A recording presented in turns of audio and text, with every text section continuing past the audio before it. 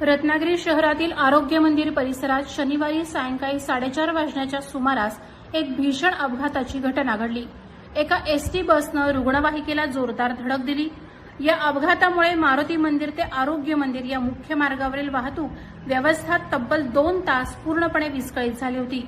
यामुळे वाहन चालक आणि प्रवाशांना मोठ्या त्रासाला सामोरं जावं लागलं। दरम्यान या अपघातामध्ये कोणतीही जीवितहानी झाली नाही, हेही तितकंच महत्त्वाचं।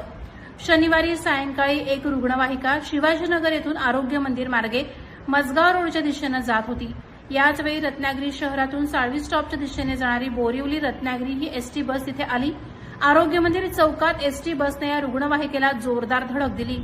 ही धडक इतकी मोठी होती की रुग्णवाहिकेचे मागील चाक निकामी होऊन टायर फुटला, तर एसटी बसच्या समोरील भागाची काच फुटून थेट रस्त्यावर पडली। अपघात झाला तेव्हा मोठा आवाज झाल्याने परिसरातील नागरिकांनी आणि पादचाऱ्यांनी घटनास्थळी प्रचंड गर्दी केली। सुदैवाने या अपघातात जीवितहानी झाली नसल्याचं वृत्त असलं तरी दोन्ही वाहनांचं मोठं नुकसान झालंय। या अपघातानंतर आरोग्य मंदिर चौक आणि मारुती मंदिर रस्त्यावर वाहनांच्या लांबच लांब रांगा लागल्या। हा शहरातील अत्यंत गजबजलेला मार्ग असल्याने काही वेळातच येथे मोठी वाहतूक कोंडी निर्माण झाली। अपघाताची माहिती मिळताच स्थानिक पोलिसांनी तातडीनं घटनास्थळी धाव घेतली। पोलिसांनी अपघातग्रस्त वाहनं बाजूला करून रस्त्यावरील गर्दी हटवण्याचं काम सुरू केलं।